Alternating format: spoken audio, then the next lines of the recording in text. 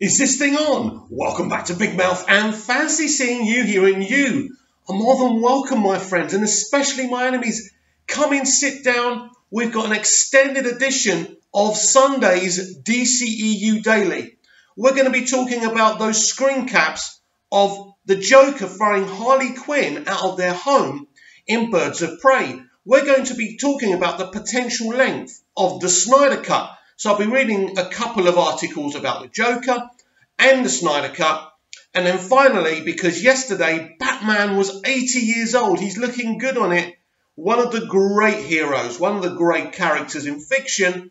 And I'm going to be talking about Batman versus Superman, as this is the DCEU Daily. So that'll be a tie-in to Batman's 80th year. But first, let's talk about those surprise screen caps of the Joker throwing Harley Quinn out of their home.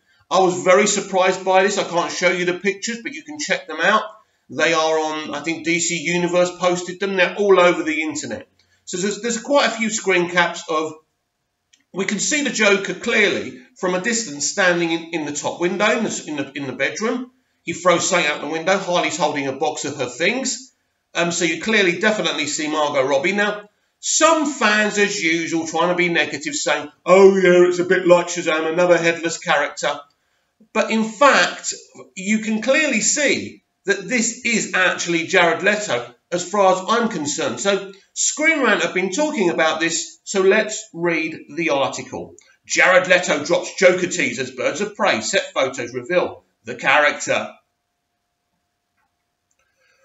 Based on new set photos from Birds of Prey, and the fantabulous emancipation of one Harley Quinn, that's a mouthful in it, the Joker might be also be appearing in the film, and he couldn't be played again. And he could be played again by Jared Leto. In the 2016 DCEU film Suicide Squad, Leto starred as Batman's nemesis alongside Margot Robbie as Dr. Harleen Quinzel, aka Harley Quinn, for Birds of Prey. Robbie will reprise her role in the 8th DCEU franchise film. Directed by David S., Suicide Squad features an ensemble cast including Leto, Robbie, Will Smith as Deadshot, and Viola Davis as Amanda Waller. Set in the aftermath of Superman's death, the film details the formation of Task Force X, which is assigned to engage in high-risk government missions produced by $175 million. Suicide Squad earned over $746 million at the box office, thus building hype for a follow-up film starring Robbie. Aside from the financial success, Suicide Squad also became the first DCEU film to earn an Academy Award, winning for Best Makeup and Hairstyling in November 2016. Now, Bumblebee Christina Hodgson was hired to write Birds of Prey, and Kathy Yan was brought on to direct in April 2018. Birds of Prey began filming in 2019. Right. On Twitter, DC Universe on Film, that's where you can find the pictures, DC Universe on Film, posted the Birds of Prey set photos that tease a possible return of the Joker. Now, the collective images feature Robbie as Harley Quinn, as she carries a crate of her personal items, including a baseball bat in 2 images, and in another, more celebratory photo, she's carrying a tray of drinks. In the 4th image, Robbie's character appears to be catching a wig. That's a man resembling the Joker is framed to her from the 2nd floor. Seemingly because they've split up and the Joker is kicking her out. Conveniently, the Joker's face is mostly covered in the set photos, so it isn't clear if that's Leto. I think it is personally. Or a stand-in. However, Leto did recently tease a return as the Joker by sharing the clown emoji on his Snapchat account. Oh, that's interesting. If he's still doing that, then he's in the film. As of the moment, Leto's involvement in Birds of Prey hasn't been confirmed. In addition, he's currently filming Morbius in London, based on the original Marvel Comics character. It's probably safe to say that Jared's probably filmed his stuff for Birds of Prey already. Still, that doesn't necessarily mean he couldn't make a quick trip to the Birds of Prey shoot in Los Angeles and film a small cameo. And even if the movie is using a stand-in on set, it's possible they could film close-up shots and record an ADR at a later date. Either that or Birds of Prey will present the scene in such a way that it's never revealed exactly who is portraying the Joker, especially if the scene in question is a minor one. Since appearing in Suicide Squad, Leto has only appeared in 2 feature films, Blade Runner 2014-9 and The Outsider. In 2018, his band 30 Seconds to Mars released the 5th album, America Meanwhile. Joaquin Phoenix recently finished production of Warner Bros. Joker, in which he also plays a version of DC Comics' famous supervillain. That film isn't connected with Birds of Prey or any other DCEU film, so Phoenix playing a version of the Joker doesn't rule out a return for Jared Leto as the deranged clown, Prince of Crime. Wow, well. So basically, we don't know if it's Jared Leto. To me, it looks like it's Jared Leto. It was very exciting to see these pictures yesterday because, of course, they are official screen caps. So they definitely, I think that's the opening of the movie for sure. So I'm very excited to see if, in fact, Jared Leto will be in Birds of Prey. It will be good to get some confirmation if he's actually going to continue to play the Joker in the DCEU. Remember when we were told the Snyder Cut was a thing in our deranged imaginations and we should just move on and accept that there wasn't a Snyder Cut? Well, now every site, every major site keeps on talking about the Snyder Cut. But to be fair to Stephen M. Colbert, he's really been waving the flag for the Snyder Cut from the very beginning. And he's done another great article. Listen to this. This is very exciting. And if this guy's talking about it, I believe this. I absolutely believe this. We may have only seen 42% of Zack Snyder's Justice League. Well, that's easy to believe, isn't it? That's more than easy to believe because I think that Joss Whedon shot a lot more for Justice League than we even know, the theatrical cut. So let's have a look what Stephen's got to say. Zack Snyder recently revealed he has a cut of Justice League and it's 214 minutes long. Imagine being able to see that. Oh my God, I'd never leave this TV. Imagine this is a 55-inch TV, surround sound, wow. I want it on. I want it blaring in this room. Anyway, where was I? Meaning, after you account for reshoots, there's at least 2 hours of unseen footage in the Snyder Cut. Wow. The equivalent to the entirety of the Joss Whedon theatrical cuts. Runtime. Look, they're going to have to release this. They can't carry on. I mean, prominent people are talking about this now. This is going to become a big deal. This is going to become a big deal. I think filmmakers eventually will come out talking about this because they know how important it is. When Joss Whedon was first brought in to replace Zack Snyder, the narrative push by Warner Bros. was he was simply completing the movie Zack Snyder set out to make. Now we know that's absolute nonsense, and stop saying Warner Brothers, just say it how it is. Kevin Sugihara. Kevin Sugihara was in charge of Warner Brothers, but it was him. He was in charge. You can't blame the whole company, even though he represented them. He was making the big decisions. Anyway, with the addition of some reshoots to punch up dialogue and add connective tissue, yeah, right. By the time the movie came out, it was clear the changes were far more invasive, and Snyder's original vision was the last thing they were interested in preserving. Absolutely, Stephen. Now, besides the changes to tone and store, then Warner's chairman and CEO, here we are, Kevin Sugihara, famously put in place a 2-hour runtime mandate. It's hard to know exactly how much of the movie is Whedon's original footage. This is the point. But he did get a writing credit, meaning per WGA standards, right, he had a 33% impact on the story, but maybe it could be more than that. This doesn't necessarily relate to the percentage of script, as it's based on impact, but he included multiple new scenes and altered existing footage by recording new audio or inserting small moments of dialogue to change the context. Absolutely. Before release, it was said original Whedon footage only accounted for 15–20%. I don't believe that. of the total runtime, which seems to undershoot his contribution, but that would come to nearly 30 minutes, ignoring the fact that the remaining hour and 30 minutes is still tainted Snyder footage.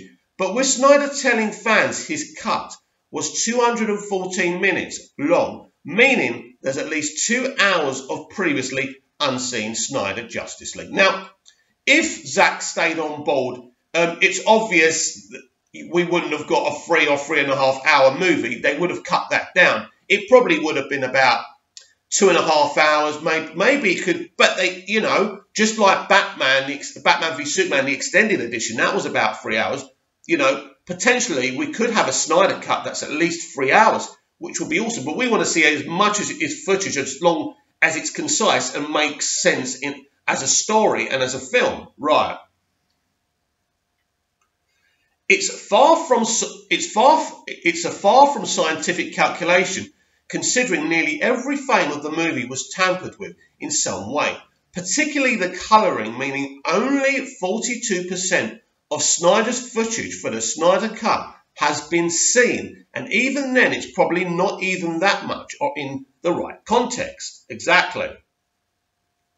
We have an idea of what some of these missing moments are, such as more character backstories, the addition of Darkseid, and the military involvement, to name a few. However, considering there's more unseen footage in the Snyder Cut than there is total footage in the theatrical cut of Justice League, there very well could be a few surprises still in store.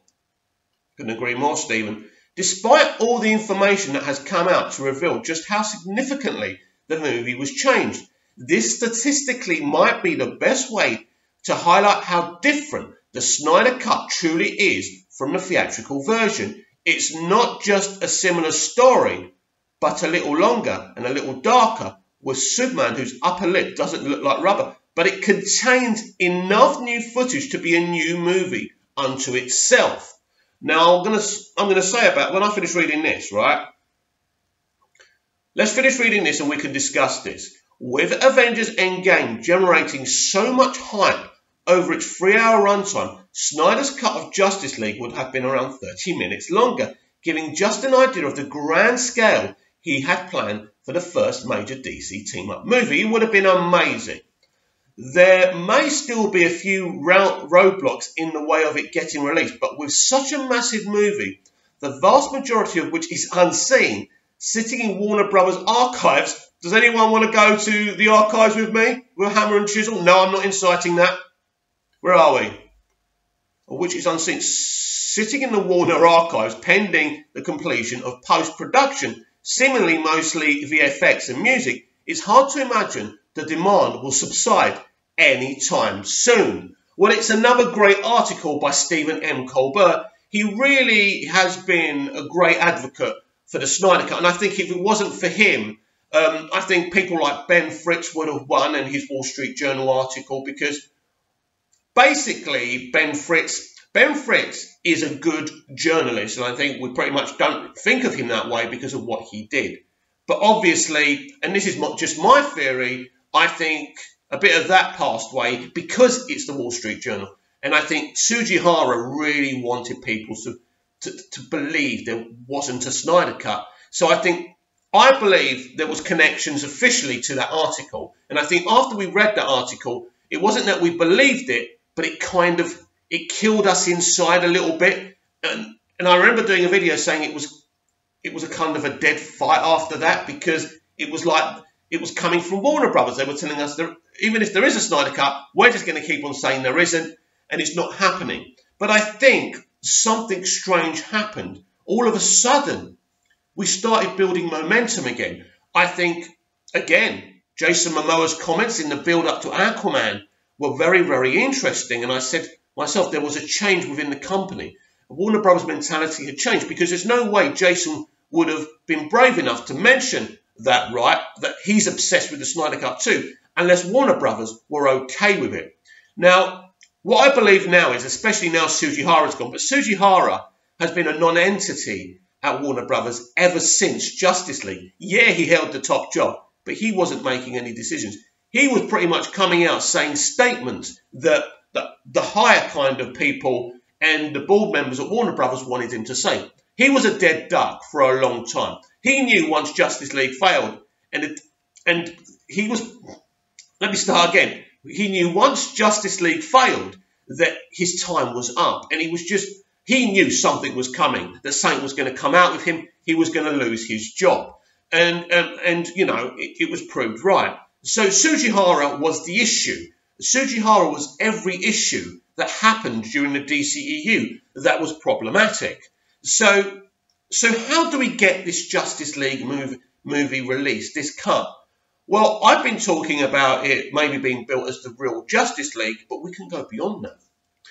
This, you know, according to Stephen M. Colbert, right, and what Zack Snyder has kind of been saying and been leaking out as well for ages, by the way, I absolutely believe the runtime that Stephen is talking about. And there's been talk about this before, a Justice League 2. There's so much footage, this could be a Justice League 2. The addition of Darkseid. They could actually release the footage. They could actually get Zack Snyder to edit this film in a way that it's a brand new film. So instead of them having to say, oh, forget the Justice League, delete that, that Justice League can stand, and then with all the footage we've got, because basically what Stephen M. Colbert is saying, that there's more footage that Snyder did than the whole runtime of actually the theatrical release of Justice League. Now, if that's the case, they can put together, without bringing any actors back, a second Justice League movie that kind of looks like the continuation. Now, this would be absolutely amazing, but I know some people may not want that. They just want the Snyder cut of the Justice League, end of. But I believe we can see his footage, right? Now, what that may mean is, if Zack cut his footage of his Justice League into a sequel of Whedon's theatrical version of Justice League, it means we may lose some initial footage of what he did for the first Justice League movie. Now, I want you to comment down below and let me know what you think. What would you rather?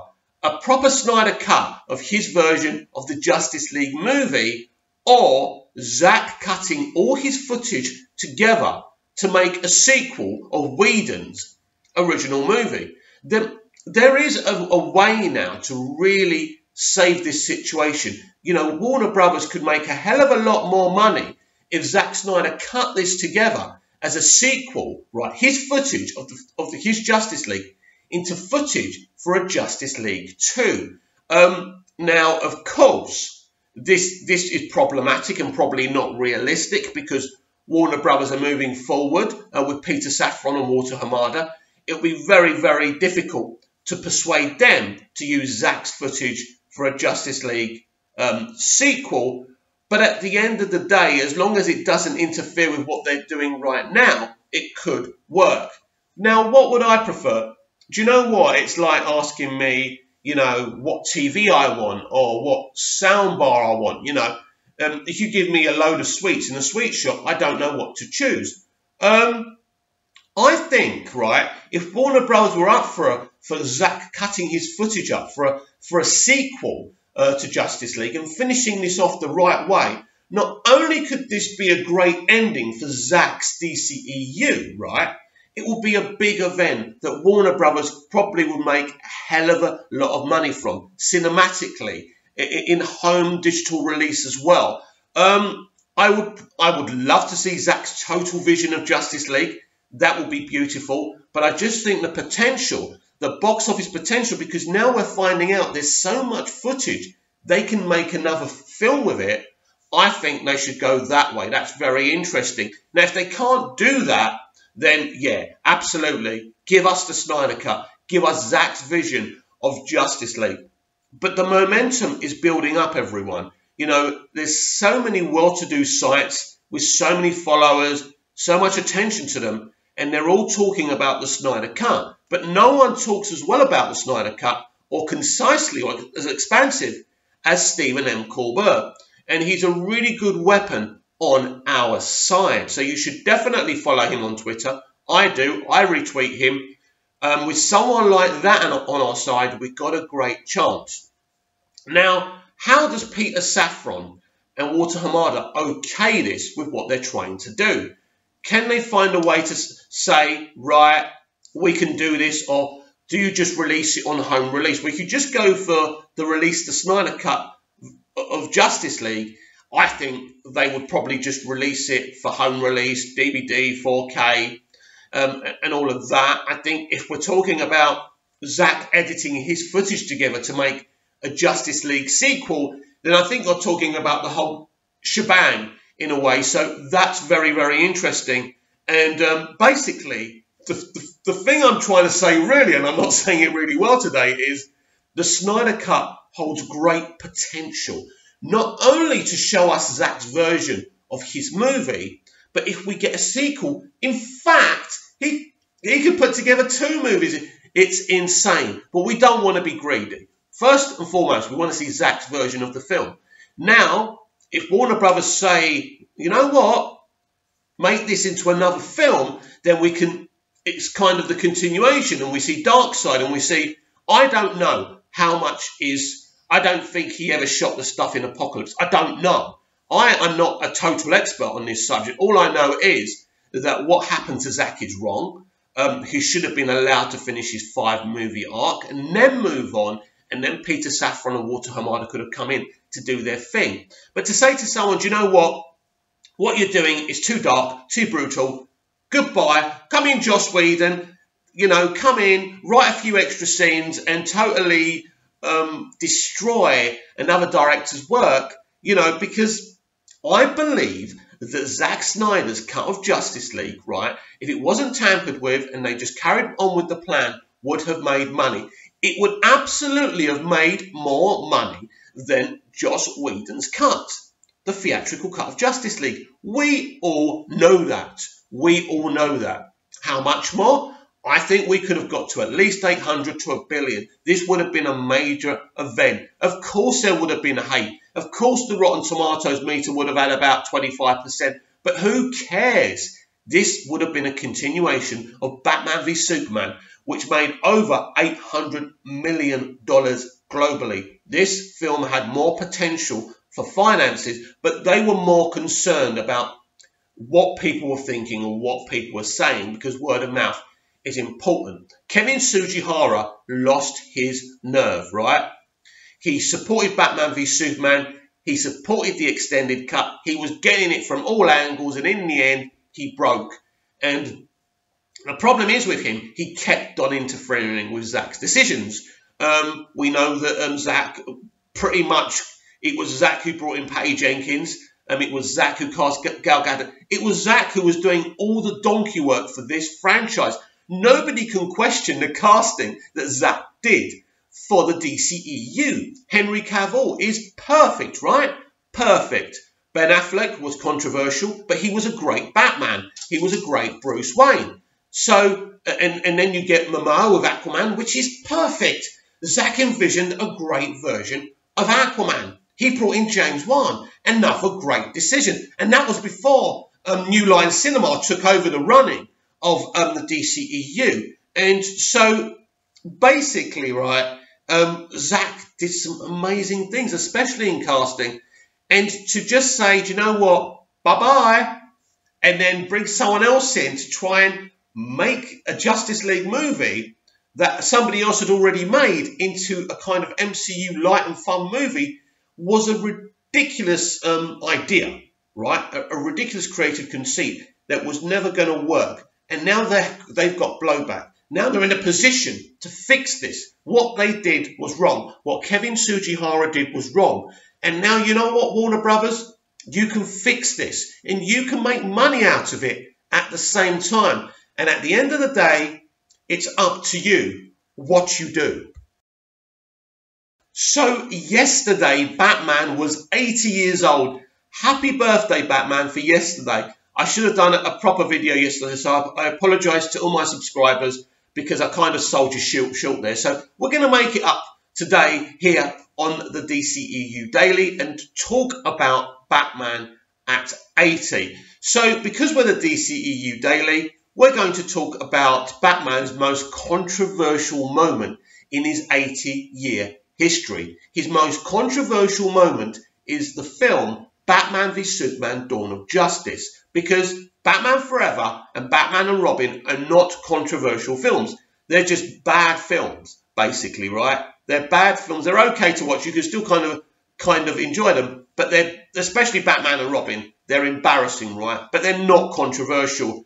Tim Burton's film is not controversial. The first one, the 89, Batman 89, I really like Batman Returns again. I think that's a good film. It's not controversial, but Batman v Superman is the most controversial film in Batman's history. So we've spoken a lot about one of the controversies, of course, and I'm going to stick to talking about Batman in Batman v Superman Dawn of Justice because I'm here to talk about him today. We'll talk about Superman another time. I have already many times, why people didn't like what they did with Superman in that film. But the biggest controversy is that Batman kills in Batman v Superman. Now, I took down another YouTuber, that Star Wars girl, who was slaughtering Batman v Superman.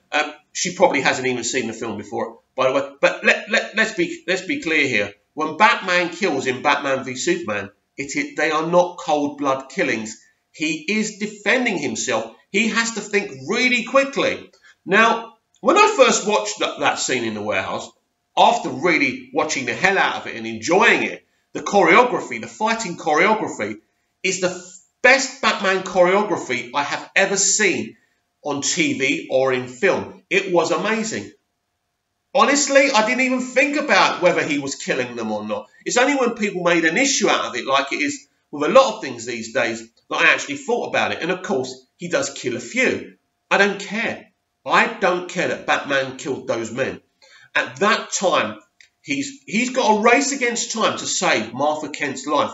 He isn't going to think. Now, it's not about Batman being a reality or, set in a real world. I don't care about any of that. He is a fantastical character at the end of the day. It's not about that. The point is, how could he not kill them, right? If you think about it, at that moment, they're coming at him. Lots of them. He beats one and then the other. He's not thinking about it. He's just thinking about getting them out the way. So there's that. And I don't want to keep on defending this moment. It's common sense. Now, a lot of Batman fans believe that Batman shouldn't kill. Now, that's up to them. But really, to have Batman in this controversial film is really indicative of his history. You see, Batman's origin, as we all know, and if you don't, basically, his parents get gunned down in front of him by a homeless man, depending on what version you read. Now, what's very interesting is that people weren't happy in Batman 89, that it was the Joker that killed Batman's parents. That was quite controversial at the time. Now, that was before kind of the internet and Twitter and YouTube. I think if that film came out today, that film would have been a lot more reviled than it was back then, because people didn't really have much of a voice. And now they do. So everyone's angry about something and offended about something. So Batman's in this controversial film. So let's look at it, right? It's not a total adaptation of The Dark Knight Returns, but it is pretty much picking apart that storyline. Ben Affleck's Batman, right? Batfleck is a Batman who's been doing the job for a very, very long time. He's become cynical. He's tired. He's lost. Robin has died.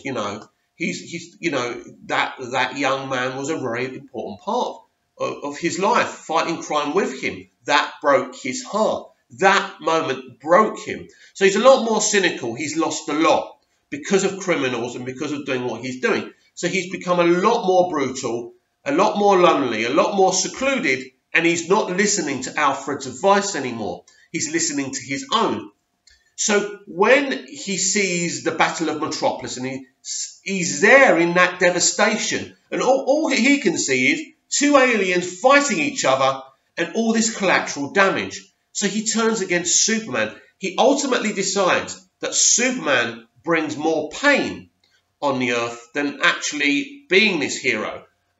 So in the end, he starts to believe that Superman isn't a person with feelings, that he isn't a hero, he is a problem that needs to be solved. Now, what you get in a scene is when Alfred says, he is not our enemy. And then Batman says an interesting thing. Maybe not today. So Batman can see Superman being a problem in the future. Now, in a lot of the comics and a lot of the animated movies, this is actually referenced. Batman has a mistrust of Superman in some stories because he is an alien, he's all-powerful, and in a way, Batman's got a point. If Superman is under the influence of red kryptonite, he can be extremely dangerous. And we see in the Injustice story, how dangerous Superman can become. So Batfleck isn't wrong. But then what happens is when the Martha thing happens, and this is one of the most controversial moments in Batman's history, and it actually shouldn't be. But what happens is that Batman, through that, realizes that, in fact, Superman is not a human being, but he's a person with feelings. And he says a very interesting thing in Joss Whedon's cut of Justice League, that he's more human than I am. He had a girlfriend, he had a job, and what's happened is with Bruce, he's less human than Clark, because basically he's pretty much hangs around in the Batcave mostly. He doesn't interact with people. He's one of the questions no one's ever asked about Batman v Superman is, who is that woman in his bed? I guess we'll never know, will we? No one ever spoke about that, did they really? But anyway, that's the only kind of human interaction, and with Alfred he's got. But then he meets Wonder Woman in Batman v Superman, and you can see he's flirting with her. He kind of likes her. He can tell she's a very brave woman, and she's not afraid. So that starts to inspire him a little bit, but he's still that dark figure. He's still had enough. He's seen so much hurt, so much killing, and he's thinking, everything I did for all those years just hasn't made a difference. Now, of course it has, but the fight goes on. Crime will never stop. He compares crime, when he's talking to Alfred, like a weed. You know, you cut down one, another one grows in its place, and that is true. You hear police in real life saying that. And so what happens is, this is a very jaded character. This is a brilliant version of Batman, but the reason people don't like the version is because they're not interlinked within his story. This is the first time we meet Batfleck. We don't know about his adventures in the past. Yes, we've read about them in comics, but we haven't seen him do them. And I think that was one of the problematic influences of people saying, well, I don't know this Batman. I don't understand why he's this jaded. He's branding criminals on, he with a hot poker, he's branding the bat signal in these criminals. That's pretty brutal, isn't it? But this is how far he's fell down. He's been brutalized. He's been scarred by losing Robin, whichever Robin it is, whether it's Jason or Dick. Apparently it's Dick Grayson. Again, very controversial. That's Zack Snyder for you. That's Chris Terrio for you, and David Esquire. But at the end of the day, in fact, it's a bigger deal if it's Dick Grayson, because Dick Grayson meant a hell of a lot more to him, of course, than Jason Todd did. But that's a discussion for another day, and maybe we can read some comics together or something. But basically, you can understand why he's in this place. And I think even people who don't like Batman v Superman admit that Affleck is a pretty awesome Batman. I think he's a better Batman than he's Bruce Wayne. But then I kind of got used to his Bruce Wayne, and I kind of liked it. But of course, very different to Christian Bale's, because Christian Bale is playing a different type of Batman. So I came out of that film just thinking this is an amazing film. And really shocked that this really was a controversial live-action version of Batman. Ultimately, on his 80th birthday, or even when he becomes 180, which we won't be here for, unfortunately, who knows what will occur by then, I think that Batman v Superman may be the realest interpretation of Batman. Because when I think of Batman at a certain time in his life, right, and I think he's been around all these years, he wouldn't be the figure he was earlier on. When you're younger, you're more positive, you're more enthusiastic. But when you get older and you see life, it's like me. When I was younger, I thought I was going to meet the right woman, that I was going to live happily ever after. And, good people are a specific way and bad people are another way. And when you get older, you realise that the people you thought were good are actually bad, and the people you thought were bad are actually not so bad. And this is what happens because you start to grow as a person and you have all these experiences. And this is the same as Batfleck in Batman v Superman. This is a great depiction of this character. Now, whether or not you can turn around and say, yes, but he's not exactly the same as the comics. Now, this is another takedown I did of that Star Wars girl, Anna, when she said, oh, well, he may be the kind of more of the modern version of Batman, but I prefer this version. Well, we can't pick and choose because actually, some people actually like the modern version of Batman as well. He's a lot more darker, he's a lot more brutal. He's more of that Dark Knight. I like that version, but then again, I like the Adam West version as well. So it's not, I don't think one version's better than the other. I just think that Zack Snyder, Chris Terrio and David Esquire made a decision to do something and they did it. I think it's a really good version of the character and I'll never understand why this film and why Batman's kind of representation in BVS is so confrontational and so kind of everyone, a lot of people offended by it. I just feel that it's absolutely brilliant. You see him standing there. The way Snyder shoots him is amazing. When he's standing in the rain waiting for Superman, it's amazing to see him in that fighting gear that we see in the comics, right, is amazing. There's a lot of accurateness to the comics.